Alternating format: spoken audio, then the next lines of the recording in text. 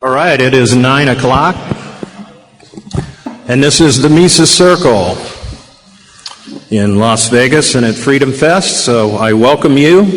It's our first time back in Las Vegas in many years, and it's a pleasure to be back in my old hometown. Got to come back and see some empty buildings that I financed. Anyway, the first thing I want to do is thank Tammy Holland for given me a phone call to hatch this idea for us to come and be a part of this great event.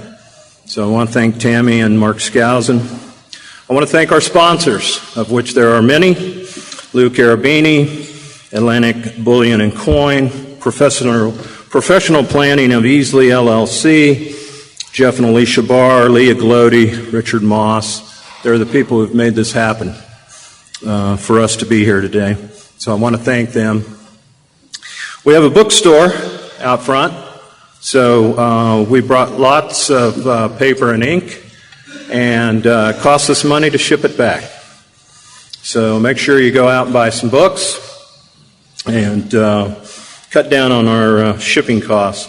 I want to mention a couple of guys that are near and dear to my heart, and certainly Jeff Barr and Leah Glody, who studied under him as well. Murray Rothbard, we are doing this event in honor of Murray Rothbard, who taught at UNLV, lived in Vegas for the last years of his life. So Murray had a profound effect on many of us. The other gentleman you may not know, but you will see him in the program. He was a young gentleman in the tribute section named Mike Ziegler. And Mike Ziegler was a friend of mine. He was my partner in Liberty Watch Magazine. Liberty Watch Magazine did the program for last year and the previous year's Freedom Fest. And he was a wonderful guy, and passed away late last year at the tender age of 29. So this is, for me, I appreciate Tammy and Mark honoring him, and he wasn't a believer in the afterlife, and neither am I, but hopefully we're both wrong, right? So hopefully I see him later date. Well, I am the lead-off act, the warm-up act for this conference. And my topic today is strategic defaults. Don't know if anybody is in that position in this group, but there's plenty of people in the western part of the United States and in the sand states, if you will, that are possibly thinking about strategic default. And this is when a homeowner can afford to pay their mortgage, they can afford to make the payments, but the home value has dropped considerably below the mortgage balance. And there's numerous cases where people paid $500,000 or $600,000 for a home here on the West Coast, California, Las Vegas, Florida, wherever it be. Paid $500,000, $600,000. They might have a $4,300 mortgage. That same house is now worth $180,000. They could go down the street and buy the same floor plan for $180,000. They could move out, leave the previous $4,300 payment behind, and have a $1,200 payment. Or they could rent the same home, and they could rent the same home for, say, $1,000. So there's considerable difference. And for libertarians, of course, this is a question of ethics. But for our couple who might walk away, or a person who might walk away, or not walk away, as the case may be, it would take probably the rest of their lifetime, hopefully, to recapture that equity. In fact, they probably never would if they were $200,000 or $300,000 in the hole. And this is going to affect a lot of people. According to American Core Logic, as of the middle of last year, a third of all mortgages in the United States were underwater. And according to Deutsche Bank report, By next year, nearly half of all mortgages will be underwater. So this is going to be an increasing problem and something that a lot of people are going to have to think about, especially in Las Vegas, where reportedly 81% of all homeowners are underwater on their mortgages. Now, the foreclosures don't match the number of people underwater. Got all these people underwater, 15 million people, but last year there was a record 2.8 million people foreclosed upon. And foreclosures continue at about 300,000 per month here in 2010. So there's a yawning gap between the people who are underwater and the actual people that are being foreclosed upon. Now, why is that difference? Well, there's a law professor at the University of Arizona named Brent White who's done a lot of work on this. And it's his view that underwater homeowners aren't walking away because they wish to avoid the shame or guilt associated with foreclosure. They have a fear of perceived consequences of foreclosure that, in his view, are actually much less severe than most homeowners are led to believe. He says these emotional constraints are actively cultivated by the government, the financial industry, and other social control agents in order to induce individual homeowners to act in ways that are against their own self-interest, but which are argued to be socially beneficial. So while lenders are out there just seeking profit, our underwater homeowners are encouraged to behave in accordance with social and moral norms that require individuals to keep promises and honor financial obligations. Now, mortgages and notes secured by deeds of trust or contracts. Lender provides money today in exchange for a series of payments.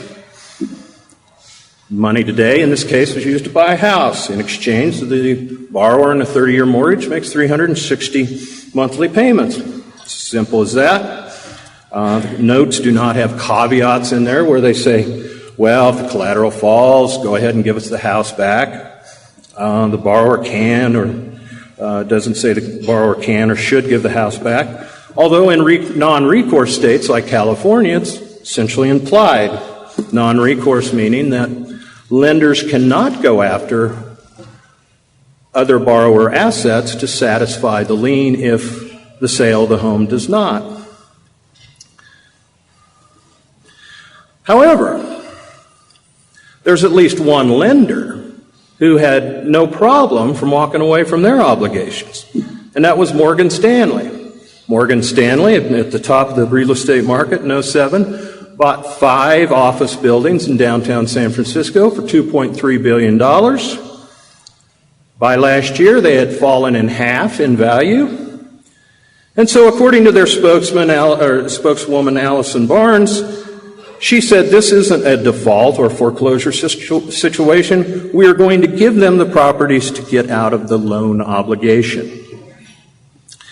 Now, Morgan Stanley's earnings before interest and taxes in 2009 was approaching $7.5 billion. In 2008, it was approaching $40 billion. 2007, it was $60 billion. You get the idea. Morgan Stanley strategically defaulted.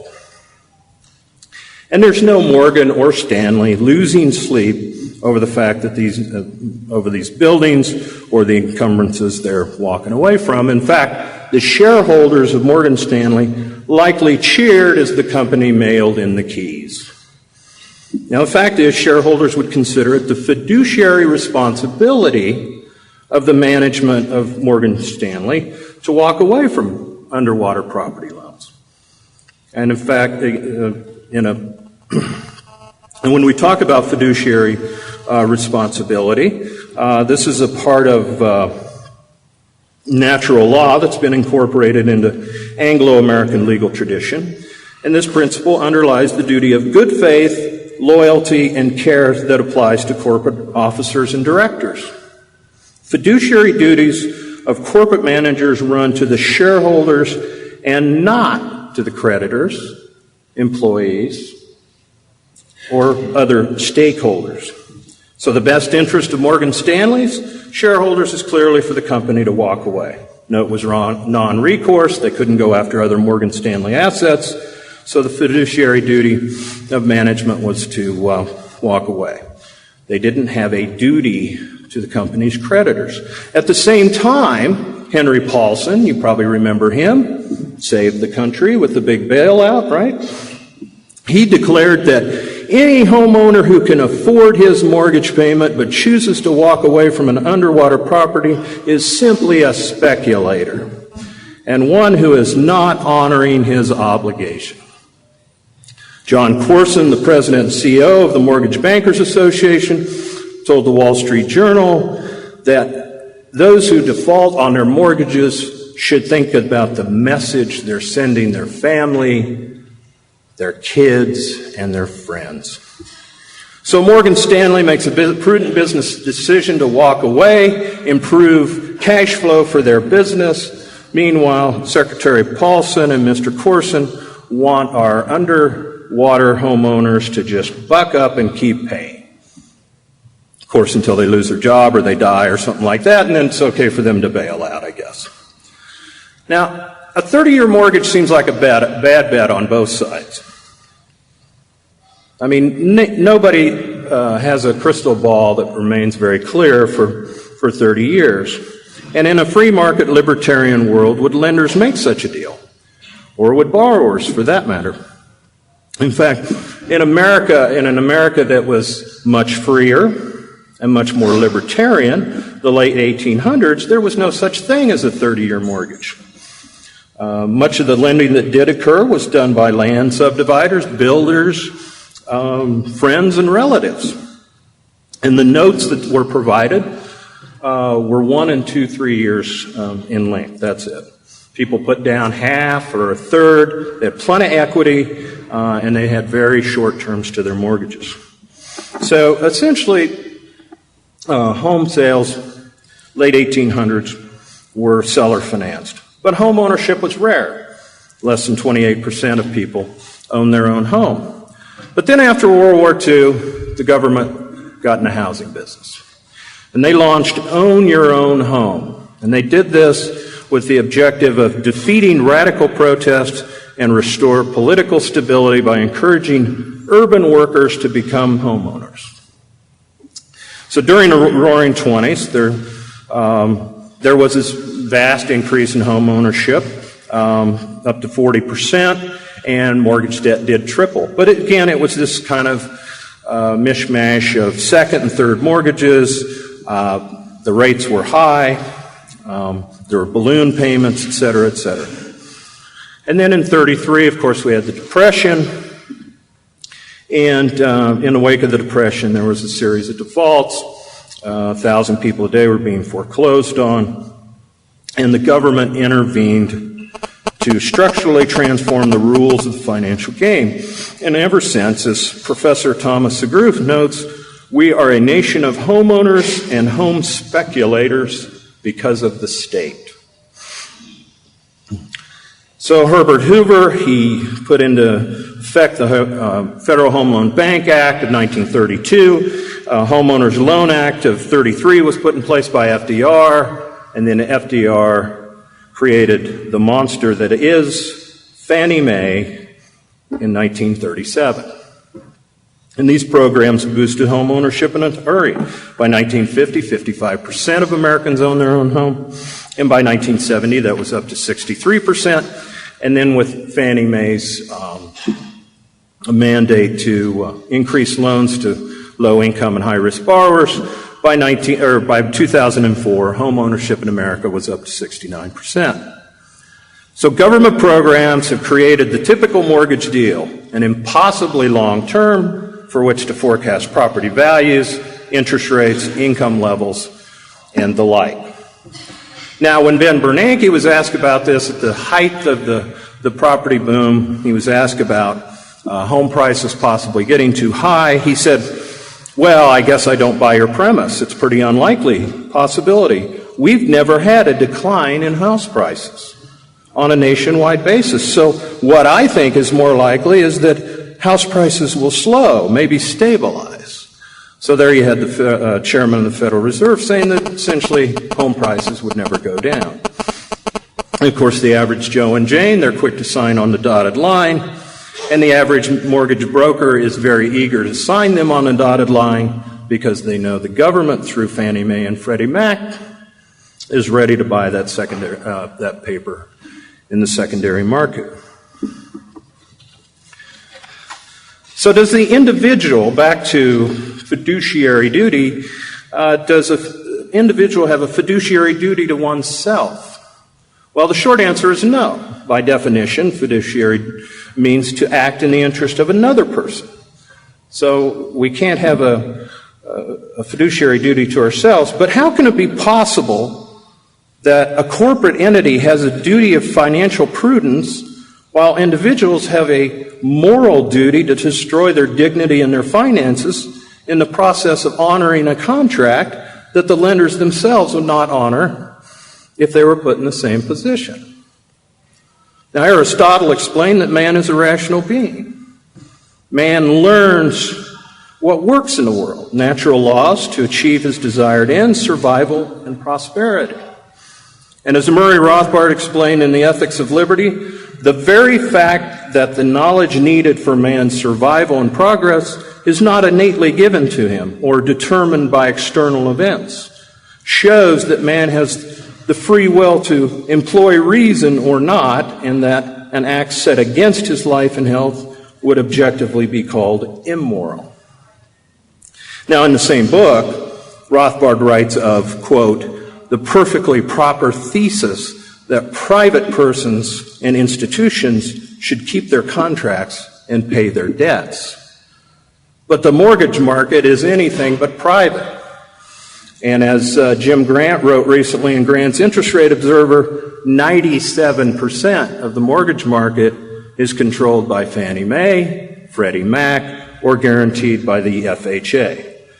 So now that lenders have learned the hard way that the price of homes can go down, the government is now the monopoly provider of mortgages. And it's hard to imagine that Rothbard would insist that private individuals be poorer and less prosperous by sacrificing to pay Fannie Mae and Freddie Mac, entities that are only in business through taxpayer subsidy. In fact, a taxpayer subsidy that's probably going to total $1 trillion. Rothbard goes on to make the point that relations with the state then become purely prudential and pragmatic considerations for the particular individuals involved, who must treat the state as an enemy with currently prevailing power. And since government GSE debt, Fannie Mae and Freddie Mac, is now considered government debt, as Rothbard says, the payment of this debt by taxpayers is coercion. So the funds that these GSEs use to buy these mortgages in the first place is obtained through coercion and aggression against private property. Such coercion can never be licit from a libertarian point of view, according to Rothbard. Rothbard advocating going on to repudiate the entire government debt outright and let the chips fall where they may. And in the same article, Rothbard ridicules the Social Security Administration because it has government's bonds in its portfolio. It collects interest and payments from the American taxpayer, allowing it to masquerade as a legitimate insurance business. It's impossible for me to imagine Murray Rothbard viewing Fannie Mae and Freddie Mac as legitimate mortgage companies. He went on to write that if the idea of debt repudiation is considered too harsh, at least put the federal government in bankruptcy. But, as he wrote, we first have to rid ourselves of the fallacious mindset that conflates public and private, and that treats government debt as if it were productive contract between two legitimate property owners. Supposing that Freddie, Fannie, B of A, and the rest were left to fail, that mortgage paper would go to the private market. Would it trade at 100 cents on the dollar? I doubt it, not with the collateral being what it is. And would a private lender be more likely to negotiate with an underwater homeowner? I believe they would. But if you're being bailed out by the federal government, you can stand back and not negotiate at all. Now, when asked about the morality of strategic defaults, many people will respond that it's okay to default if you can't make the payment. But if you can, it's immoral. Now, that's similar to the ability to pay argument for those who support progressive taxation. As Rothbard explained in Power and Market, the ability to pay principle of taxation cannot be justified with a logical argument. If the able are penalized, production and services are diminished, and in proportion to the extent of that ability, he wrote. The result will be impoverishment not only of the able, but of the rest of society, which benefits from their services. So people that walk away, like this lady right here,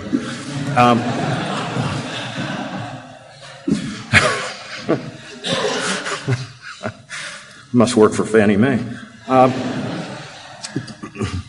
So people aren't insisting that they stay in their home and not make their payment. That would be morally objectionable. But people who walk away pay a considerable price. There's the stigma of stiffing a lender. It's going to hurt your credit report. It's going to cause your credit to go up in price in the future. It's going to keep you from getting credit in the future. Fannie Mae now says they're going to lock out borrowers that they think strategically defaulted for 7 years. It may even keep you from getting a job. Human resource management was polled in 2006, and now employers, 43% of employers now check credit reports when they look at potential hires. Even the TSA, which you may have encountered on your way here, will not accept anyone who has more than $5,000 worth of overdue debt, supposedly. After reviewing these folks, I find that hard to believe, but that's the research I've found. So mortgage holders, they sign a promissory note, which is a promise to pay, but the contract explicitly details what the penalties are if you don't. You relinquish the property, you're not escaping the consequences, you have to live with them. Now, in the Ethics of Liberty, Rothbard constructs an example about a theater owner contracting with an actor for a performance on a certain date. The actor changes his mind, he doesn't appear. So the question is, should the actor be forced to appear? And Rothbard says no, that would be slavery. Should the actor be forced to reimburse the theater owner for advertising and other expenses? No, the actor should not be forced to pay for their lack of foresight and poor entrepreneurship, as Rothbard said. But of course, if the actor had been paid in advance and doesn't perform, he should be forced to return the money. And Rothbard points out that this would be handled in a libertarian society with a performance bond. He wrote that, in short, the theater owners who wish to avoid the risk of non-appearance, they should refuse to sign the agreement unless the actor agreed to put up a performance bond in case of non-appearance. Well, in the case of mortgage defaults, the collateral to the property is the performance bond. If the borrower doesn't pay, the collateral is surrendered. And if that doesn't satisfy the debt, in most states, the lender can choose to go after the borrower's other assets. Any deficiency or loss the lender suffers is from their lack of foresight and poor entrepreneurship. Some also contend that walking away from mortgages will lead to a fall in value of other properties in their neighborhood. And this is immoral because you've damaged your neighbor's property. As if we have a duty to help our neighbors out to do all we can to maintain and increase property values. Well, we don't have that kind of power. The denigration of a neighbor's property value can be compared to the cases of slander and libel. As Rothbard wrote in For New Liberty, what the law of libel and slander does, in short, is to argue a property right of someone in his own reputation. But a person does not own their reputation, and likewise they may own title to their property, but they don't own the reputation or reputed value of their home. The reputed value is purely a function of the subjective feelings and attitudes held by other people. The same goes for collective feelings and values about the property market. Just as a person's reputation fluctuates all the time in accordance with attitudes and opinions of the rest of the population, so does the values placed on properties. It's an old banker's axiom. Your first loss is your best loss. If you put in a down payment and you've made payments for a while, well, feeding the loss is just good money after bad. And the simple fact is, banks know that walking away from underwater mortgages is the most logical thing to do. You know, a person doesn't pay taxes because it's the ethical thing to do. For most, it's a pragmatic thing to do. The hassle is too much, the potential penalty, jail time, too severe, so most people just pay their taxes. You didn't voluntarily sign a note committing to pay taxes, but by paying and staying, you've given your consent. You might as well have signed a note. Use the government services because you have to. They are the monopoly provider. And since before the Great Depression, government has not only been a cheerleader for home ownership, but the monopoly provider of mortgages. Government didn't undertake this program rationally, calculating the benefits and considering the losses. It's incapable of doing that. And the millions losing at this government boondoggle surely are irrational for blindly paying while government papers over and bails out its housing machine. Government can't calculate, but people can, especially those who are hopelessly underwater on their mortgage. Paying on an underwater mortgage, like paying your taxes, may be the pragmatic thing to do, but it's surely not the ethical thing to do. There will be no salvation for those who sacrifice and put their financial futures at risk to remain current on an underwater mortgage. Whether you can pay or not, if it makes sense to walk away, that's what a person should do. And now may be the time. Mortgage debt forgiveness is a non-taxable event through 2012. So no one's obituary will ever read, he was a good and ethical man. He died broke, his family suffered, but he never missed a payment to Fannie Mae. Thank you.